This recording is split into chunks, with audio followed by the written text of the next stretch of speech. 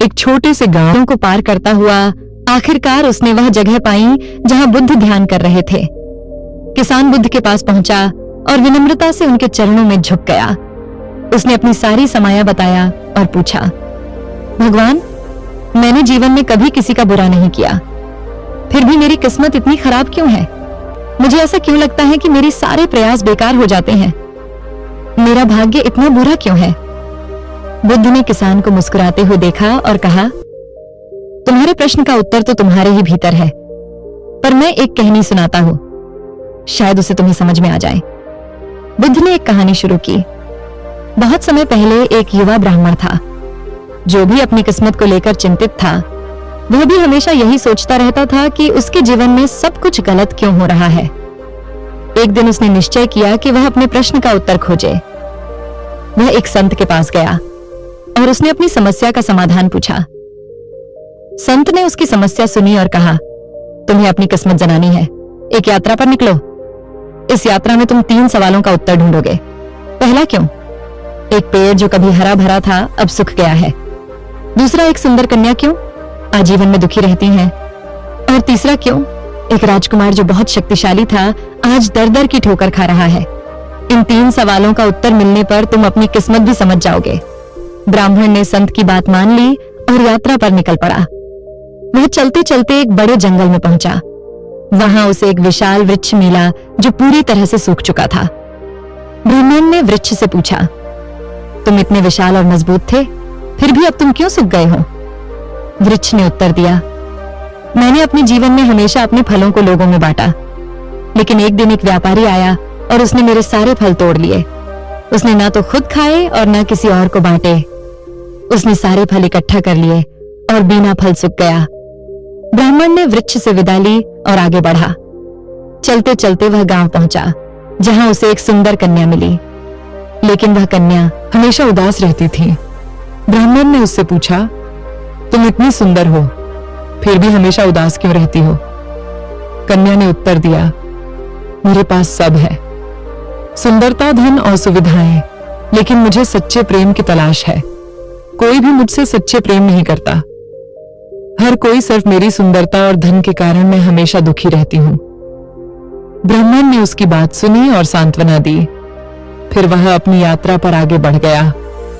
आखिरकार वह एक छोटे से राज्य में पहुंचा, जहां उसे एक राजकुमार मिला जो बेहद कमजोर और बीमार दिख रहा था।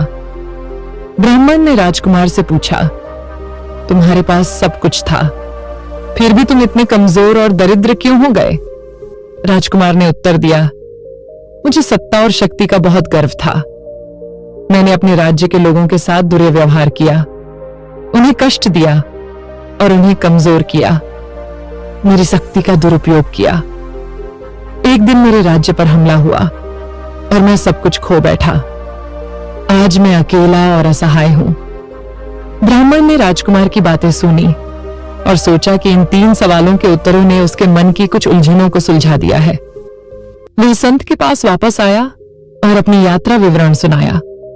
संत ने कहा, तुम्हारी यात्रा ने तुम्हें यह सिखाया कि भाग्य कोई शिष्ट वस्तु नहीं है।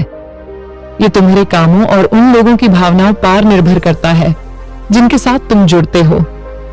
वृक्ष का सूखना, कन्या का दुख और राजकुमार का पतन, यह सब उनके अपने का परिणाम था।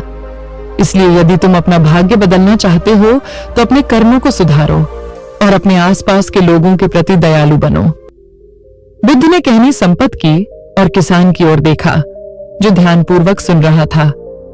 बुद्ध ने कहा, यदि तुम अपने कर्मों को अच्छे से निभाओगे और दूसरों के प्रति और करुणा दिखाओगे तो तुम्हारे भाग्य भी बदल जाएगा। भाग्य कोई बाहरी शक्ति नहीं है, यह तुम्हारे कर्मों का फल है।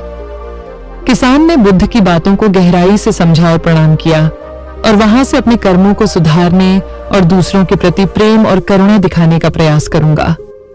वह बुद्ध को धन्यवाद देकर अपने गांव लौट आया। गांव लौटकर किसान ने अपने जीवन में बदलाव किया। उसने अपनी खेती को और भी मेहनत और लगन से करना शुरू किया। साथ ही अपने पड़ोसियों की मदद करने लगा और उनके साथ प्रेम और करुणा से पेश आने लगा। धीरे धीरे उसकी मेहनत का फल मिलने लगा और उसकी फासलें बेहतर होने लगी।